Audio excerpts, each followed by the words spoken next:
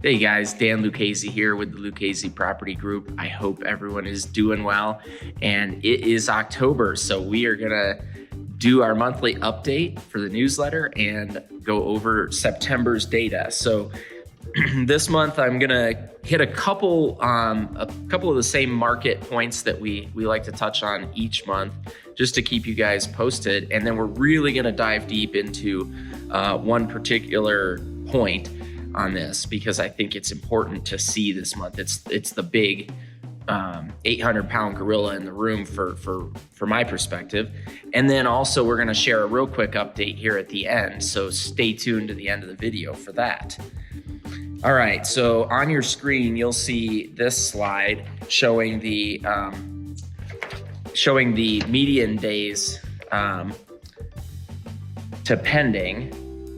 So how many days it took to get under contract. You'll see that is 18 days. And what a dramatic increase that was from August. All right, take a look at this next slide, guys. It is 30.5% of homes going under contract in the first day. What's noteworthy is how dramatically different that was from both the long-term trend and also the earlier just this year, the blue lines being this year. So it's down. Less than 1/3 of homes are going under contract in the first week. The point of both of those slides is to show you that the speed of the market has dramatically slowed. So if you're a buyer, you've got a little bit more time to chew on your decisions and think about it. Not months to think about it, but you should have some days to think about it. All right, now we're gonna dig into the average and median sold price. So guys, I tend to pay a little bit more attention to the median on several of these data points. And the reason for that is that the average, of course, gets biased by really like outliers. So there might be a couple properties that sold or still selling for well over the list price, and there's a lot of properties that have had to drop the price over and over and over again. They were overpriced in the first place. A poor marketing strategy was used, and they're not really representative of the whole market. They're the outliers. Well, the average takes that into account. So here it is though, and you can see on the slide the dramatic drop. We actually lost in August, we lost 5% of the average purchase price. Now that went back up 1/2%, so that's a little bit of an increase. But when you look at the black bars and you see the trend over the past handful of years, you can see that the overall trend follows similarly. However, the swings of the trend are way more dramatic this year. We went up much more and earlier in the year than we typically did, and then we dropped off sooner than we typically do in terms of the prices going up or down. And when we got to August, I have not seen a 5% month-over-month drop in I don't know how many years. I mean, I can't even recall. I'll put it that way. And then let's take a look at the median list to close price. So similar pattern, but you see when we look at the median, we've actually lost percentage for the last 4 months straight. So the values have been going down for the last 4 months straight on the median. So guys, what does that tell me? It tells me that there is a bigger shift going on in the market than just the normal seasonal cycle.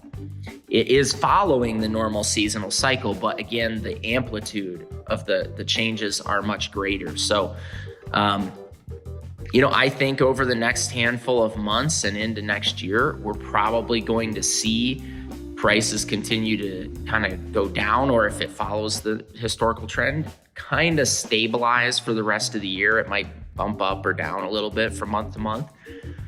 But I think that again, the amplitude of that is likely to increase. I suspect that when we get to the spring, we will see prices go up and activity go up a bit, but we will not see the degree that we are, as long as the interest rate pattern stays the same. So, guys, that brings me to the special update that we have that in addition to this market data. So this month we saw, or this week I should say, we saw the interest rates come down a little bit and an immediate uptick in buyer activity. So what that tells me is that right now, what is driving the market, the big 800-pound gorilla driving the market, is the interest rates. And I want you guys to keep in mind that the Fed rate is a factor in that, but it is not really the key driver. It's more of an indirect driver for lenders. So lenders are, number one, at their own discretion. The lending community is at their own discretion on how much margin they put on top of the US 10-year Treasury. So if you really want to see what interest rates are going to do, follow the 10-year US Treasury. Now, of course, that's indirectly affected by the Fed rate and what lenders are borrowing money at. So yeah, keep an eye on that, guys, and you'll see the spread. The lenders are really basing their spread off of the 10-year US Treasury. So I think that if the Fed continues to raise rates as it has been, then we will see the market continue to slow, prices continue to kind of come down, and activity to just take longer and be a little slower. So all of this to say, guys, that it's really important to work with a realtor who knows the market and is paying attention to the trends and the patterns that are taking place, because if they're not, they cannot accurately advise their clients. And so obviously we at the Lucchesi Property Group are paying close attention. If we can ever be of assistance to you, or you just want to call and pick our brain a little bit and learn a little bit more about what's going on in the market, don't hesitate. Our contact information is below, and please subscribe so that you get all of our videos. We look forward to connecting with you, and we put out meaningful, good content.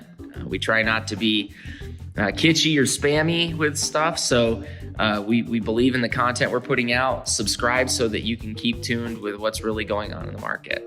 All right. Thanks a lot, guys.